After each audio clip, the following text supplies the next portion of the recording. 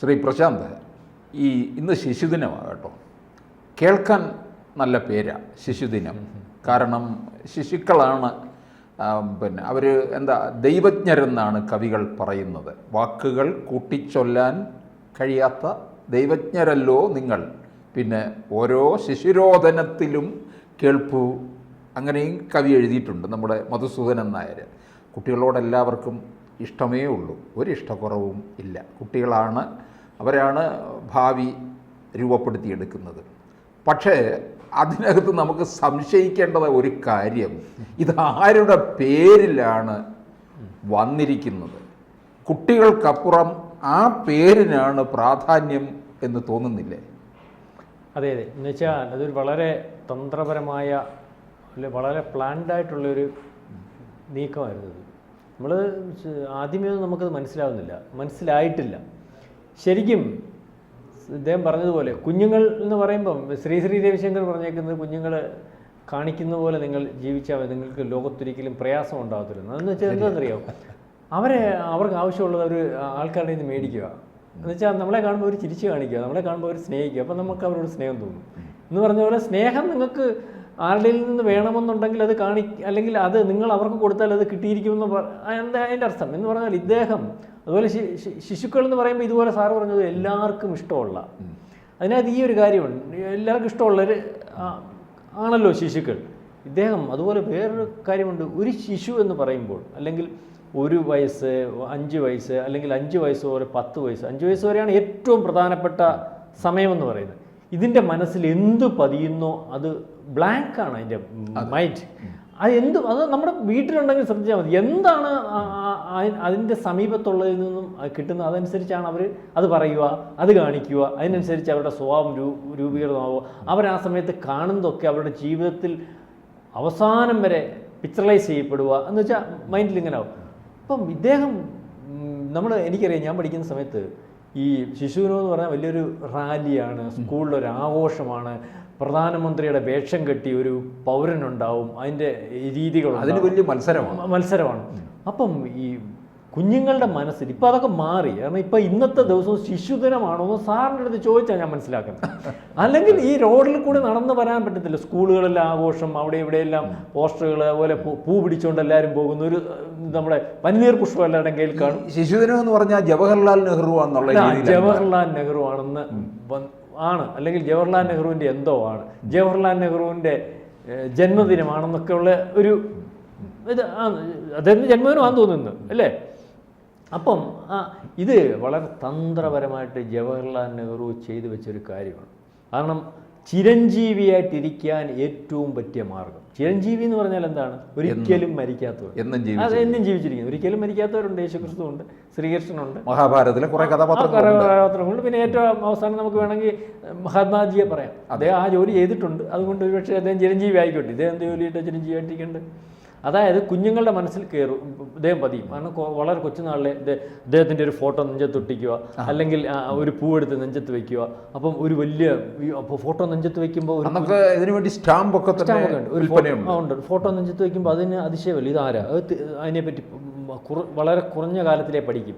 അല്ലെങ്കിൽ ചെറുതായിട്ട് ആകുമ്പോഴേ ആ ഫോട്ടോ ആ കുഞ്ഞിൻ്റെ മനസ്സിൽ പതിയും. ഇത് ബോധ മനസ്സ്, ഉപബോധ മനസ്സ് നമ്മളുണ്ട്. ഉപബോധ മനസ്സിൽ ഇത് ഒരിക്കലും പോവാത്ത ഒരു സംഭവമായിട്ട് അങ്ങ് നിൽക്കും. അതായത് ഈ മനുഷ്യനിൽ നിന്ന് ഉരുത്തിരിയുന്ന കാര്യങ്ങൾ അറിയാതെ അവരിലേക്ക് അല്ലെങ്കിൽ പഠിക്കാൻ ശ്രമിക്കും. അദ്ദേഹം ആഗ്രഹിക്കുന്ന കാര്യം അവർ ഫോളോ അപ്പ് ചെയ്യാൻ ശ്രമിക്കും. അദ്ദേഹത്തെ വലിയൊരു കക്ഷിയായിട്ട് തീർക്കാൻ ശ്രമിക്കും. ഇങ്ങനത്തെ ഒരു രീതിയിലേക്ക് പോകുന്നതിന് വേണ്ടി ഉരുത്തിരിച്ച് വെച്ചിരുന്ന. അപ്പോൾ ഞാൻ ചോദിക്കട്ടെ, ഈ ജവഹർലാൽ നെഹ്റുവിൻ്റെ പേരിലാണ് ശിശുദിനം ആഘോഷിക്കുന്നത്. ഈ ജവഹർലാൽ നെഹ്റു ശിശുക്കൾക്ക് വേണ്ടി പ്രധാനമന്ത്രിയായിരുന്നല്ലോ, എന്ത് ചെയ്തു? അതിന് പകരം നമ്മൾ ഇന്ന് നോക്കേ, നരേന്ദ്രമോദി സർക്കാർ, നരേന്ദ്രമോദി തന്നെ കുട്ടികൾക്ക് വേണ്ടി നിരവധി പാക്കേജുകളുണ്ട്. ഈ കഴിഞ്ഞ ആഴ്ചയിൽ കുട്ടികൾക്ക് വേണ്ടി വിദ്യാഭ്യാസ വായ്പ പത്രങ്ങളൊന്നും വലിയ കാര്യത്തിലൊന്നും റിപ്പോർട്ട് ചെയ്തിട്ടില്ല. ഒരു മൂലയ്ക്ക് മാത്രം. വലിയ വാർത്തയല്ലേ അത് വരേണ്ടത്?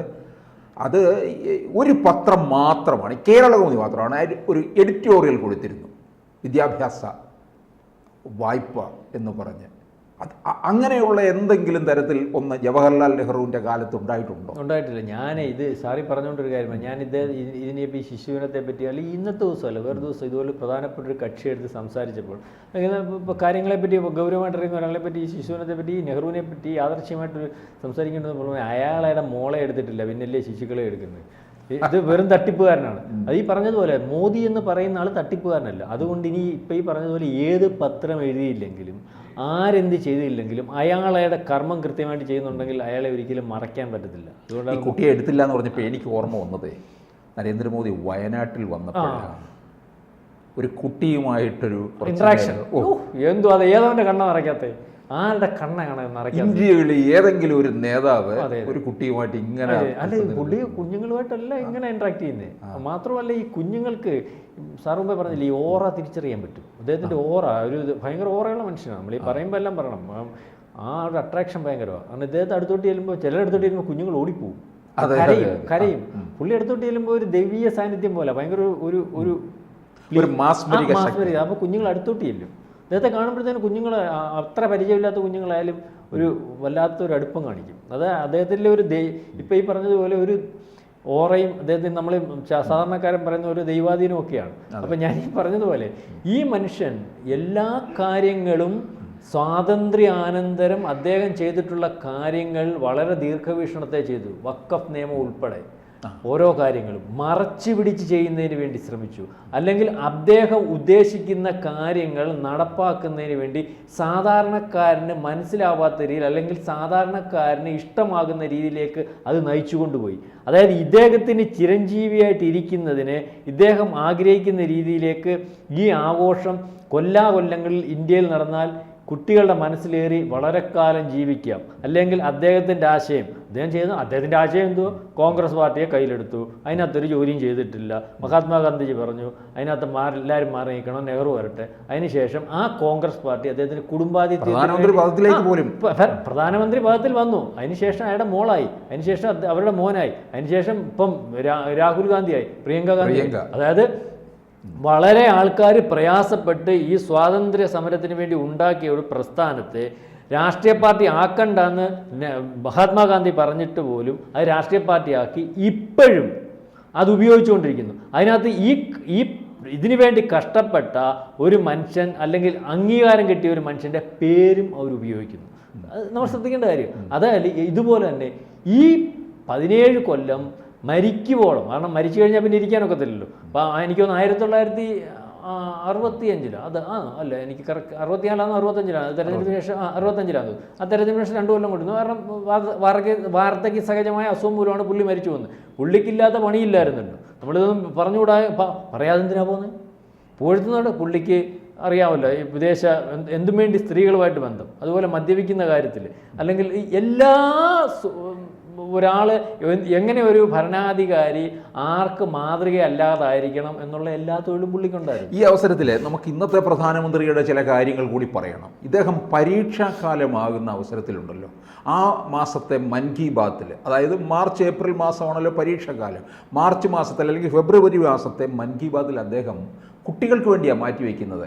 പരീക്ഷയെ നിങ്ങളൊരു ഉത്സവമാക്കി മാറ്റൂ, പരീക്ഷയുടെ പേരിൽ നിങ്ങൾ ഭയപ്പെടേണ്ട എന്നൊക്കെ അദ്ദേഹം പറഞ്ഞു കൊടുക്കുന്നു. പിന്നെ അത് കഴിഞ്ഞിട്ട് പരീക്ഷാ പേ ചർച്ചയുണ്ട്. ചില കുട്ടികളെയുമായിട്ട് ഡൽഹിയിൽ വിളിച്ചു വരുത്തി സംവദിക്കുന്നു. നമ്മൾ കണ്ടുകൊണ്ടിരിക്കുമല്ലേ. ഇത്രയും കാര്യം ചെയ്ത ഒരാളാണോ പിന്നെ ഒന്നും ചെയ്യാത്ത ഒരാളുടെ പേരിൽ ശിശുദിനം? അവരന്ന് എനിക്ക് തോന്നുന്നു ഇത്തരത്തിലുള്ളൊരു ആധിപത്യം സ്ഥാപിച്ച് നടപ്പിലാക്കി. അതായത് ഇന്ന് നമുക്ക് ഏറ്റവും ആൾക്കാർക്ക് മനസ്സിലാവുന്ന രീതി ചർച്ച ചെയ്താൽ അങ്ങനെ തന്നെ ചർച്ച ചെയ്യേണ്ടി വരും. ഹമാസ് കുഞ്ഞുങ്ങളെ ഉപയോഗിക്കുന്നുണ്ടല്ലോ. ഹമാസ് കുഞ്ഞുങ്ങളെ ഉപയോഗിക്കും. ലോകത്തെല്ലായിടത്തും വിളിച്ചു പറയുന്നത് ഞങ്ങളുടെ കുഞ്ഞുങ്ങളെ കൊല്ലുന്നവരുടെ ഫോട്ടോ ഇട്ട് കാശ് പിരിച്ച് അവന്മാർ സ്വന്തം കാര്യത്തിന് ഉപയോഗിച്ചിട്ട് അവന്മാരുടെ നിലനിൽപ്പിന് വേണ്ടി ഈ കുഞ്ഞുങ്ങളെ വട്ടം നിർത്തും. അന്നേരം അവരെ ഈ കുഞ്ഞുങ്ങൾക്ക് കൊള്ളാതിരിക്കാൻ വേണ്ടി അവരെ വെടിവെക്കത്തില്ല.